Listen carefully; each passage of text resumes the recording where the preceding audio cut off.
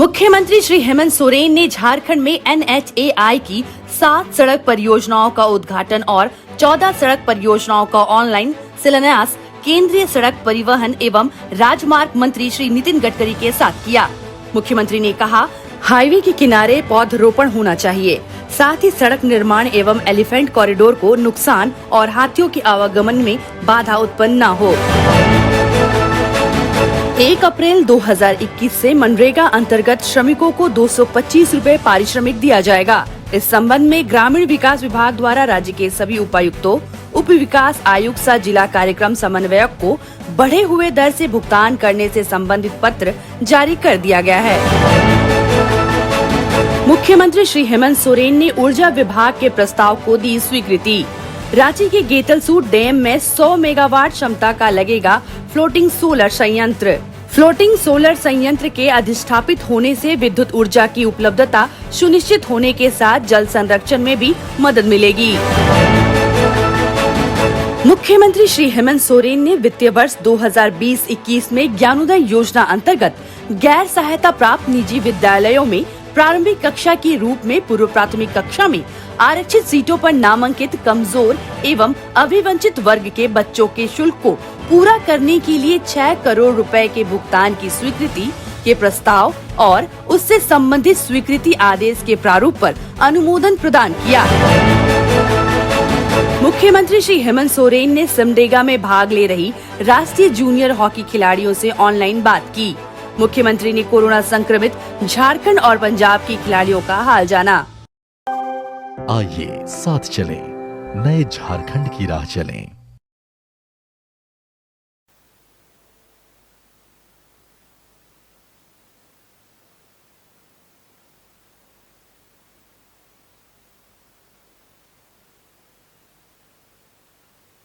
हाँ सर, आवाज आ रही है? बिल्कुल बिल्कुल आ रही है।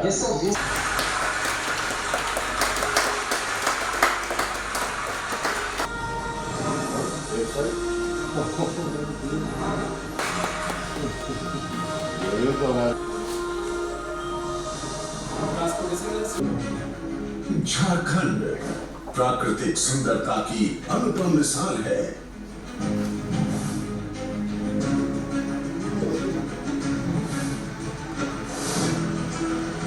करोड़ की लागत से 540 किलोमीटर लंबी 21 सड़क परियोजनाओं का लोकार्पण किया जा रहा है। आज लोकार्पण होने वाले परियोजनाएं हैं प्रदान करता है। NH-33 की शुरुआत बरही से होती है और ये खत्म होती है NH-6 बहारा गोरा पर। करते हुए आप सब लोगों को बधाई देता हूं, अपनी ओर से जोहार करता हूं। जो मुझे बताया गया है, जो अभी हम लोगों ने देखा है, लगभग हमारे इस प्रदेश में 2750 करोड़ का सड़कों का उद्घाटन हुआ है और लगभग 750 करोड़ का योजनाओं का शिलान्यास होना है। और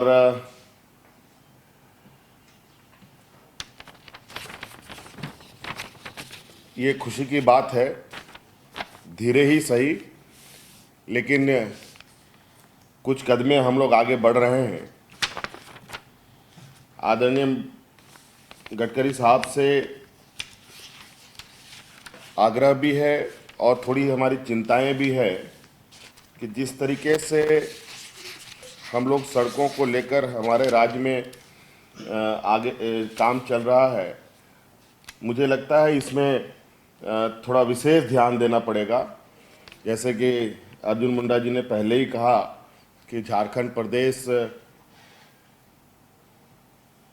में बहुत बड़े पैमाने में विभिन्न तरीके के खनिज संपदाओं का खनन किया जाता है और इसका मूवमेंट रेल और सड़क के माध्यम से ही होता है, जो कि लगभग 60-40 के रेशियो में है।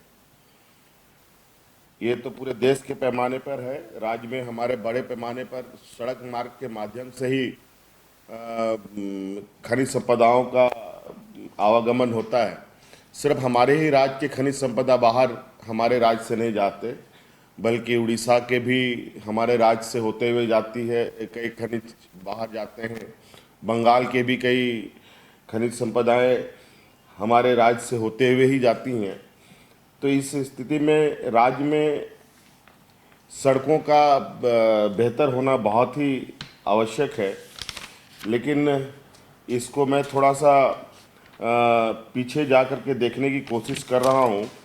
तो हमारे राज्य में जो सड़कों को बनाने को लेकर स्थिति दिख रही है, वो जो पिछले 3 साल में हमारे राज्य में जिस तरीके से जो हमें पैसे आवंटित की गए हैं, वो 2017-18 में 205 करोड़ रुपए, 18-19 में 169 करोड़ रुपए हमें मिले, और 19-20 में लगभग 500 करोड़ रुपए, और अभी बहुत धक्के मुक्के लगाने के बाद हमें 675 करोड़ रुपए मिले हैं।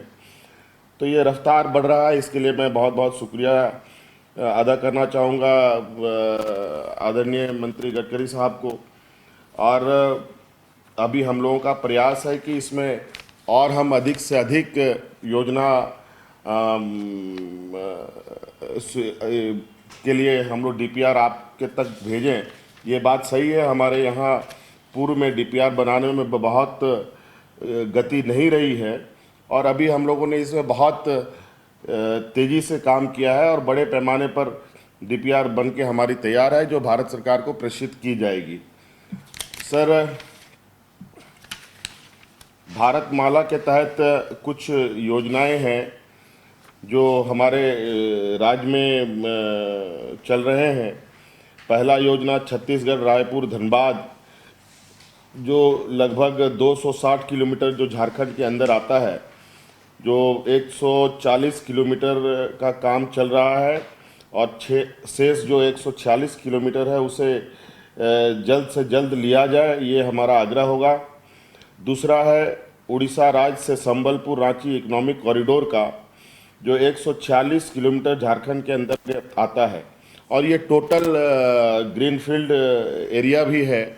इसमें मुझे लगता है कि कोई दिक्कत नहीं होनी चाहिए सड़क बनाने में, और न ज़मीन की कोई उपलब्धता को लेकर कोई दिक्कतें होंगी। तीसरा है रांची से पारादीप इकोनॉमिक कॉरिडोर का, जो खूंटी हाटगमरिया जामतड़ा से होते हुए उड़ीसा जयंतगढ़ होते हुए उड़ीसा जाएगी, जो लगभग 188 किलोमीटर का स्ट्रेच झारखंड में पड़ेगा सर। इसके अलावा यूपी से बनारस से रांची तक इकोनॉमिक कॉरिडोर, जो NH-75 है, जो लगभग 260 किलोमीटर का स्ट्रेच झारखंड में है। इसे भी बहुत ही ये एक महत्वपूर्ण सड़क है, जिसमें लगभग 55 किलोमीटर का काम हो चुका है 4 लेनिंग का, और लगभग वही 200 से अधिक 204-5 किलोमीटर शेष बाकी है। इसे जल्द से जल्द लिया जाए, जल्द से जल्द इस पर काम हम लोग कर पाएँ तो हमारे लिए, इस राज्य के लिए बहुत बेहतर ये सड़क साबित हो सकता है। जब ज्वाइन किया एज मंत्री भारत सरकार में, तो उस टाइम मैं पूरा, मेरे पास कोई पैसे की कमी नहीं, मैं पूरा मंजूर कर देता हूँ, मैं आपको मंजूर कर देता हूँ। आप तुरंत मुझे प्रपोजल में PWD सेक्रेटरी को बुलाओ और उनको बोलो मुझे एक ही चाहिए, क्वालिटी का काम चाहिए, लैंड एक्विजिशन समय पे चाहिए, और फॉरेस्ट एनवायरनमेंट के क्लियरेंसेस चाहिए, और आप अधिकारी मुझे अच्छे देकर निकाल के दे दो। मैं झारखंड को 3 साल के अंदर रोड इंफ्रास्ट्रक्चर में वेस्टर्न यूरोप और अमेरिका के स्टैंडर्ड का झारखंड के रोड बना दूंगा, ये आपको वचन देता हूँ। और आपको मालूम है, जो बोलता हूँ मैं डंके की चोट पे करके दिखाता हूँ, और बिल्कुल करके दूंगा। सर, एक आग्रह था सर, और वो आग्रह ये था, ये फॉरेस्ट क्लियरेंस वाला जो इशू है सर, ये कमोवेश पूरे कंट्री में प्रॉब्लम हुआ पड़ा है। हमने प्रधानमंत्री साहब से रिक्वेस्ट भी किया था। पहले हमारे पास कुछ राइट्स थे सर फॉरेस्ट क्लियरेंस को लेकर, लगभग 5 एकड़ का क्लियरेंस लेने का एक ये था, स्टेट गवर्नमेंट में ही एक प्रोविजन था, और वो शायद लैप्स कर गया है। और इसको सर वो लैप्स इसलिए होता है, मैं आपको एक प्रश्न पूछता हूँ, नाराज मत होइए। आपके अधिकार में जो फॉरेस्ट एनवायरनमेंट क्लियरेंस की परमिशन मिलती है, एक बार पिछले 5 साल में जो दी है, कितना समय लगाया आपके राज्य सरकार में, थोड़ा अंदाज उसका ले। फॉरेस्ट के अधिकारी, ये कैडर जो है ये पूरे देश का, इनके प्रति मैं बहुत नाराज हूँ। ये जैसे रोड में ऑब्स्टेकल बनते वैसे। नहीं मुझे भी चिंता है सर, और इस बार मैं खुद ही फॉरेस्ट पर आपका रिव्यू कराइए हमारे रोड का और मुझे भेजिए, मैं आपको जावड़ेकर जी के पास लेकर आपको जो भी बातें वो सॉल्व कर दूंगा। पर ये जो काम नहीं करेंगे इनको जरा कड़क शिक्षा करिए, बिल्कुल इनका विहार कराइए, तो कड़ी कार्रवाई करिए, इतना मैं आपसे मदद करूंगा, मैं मदद करूंगा आपको। मैं फिर से एक बार आपको बहुत बहुत धन्यवाद देता हूँ।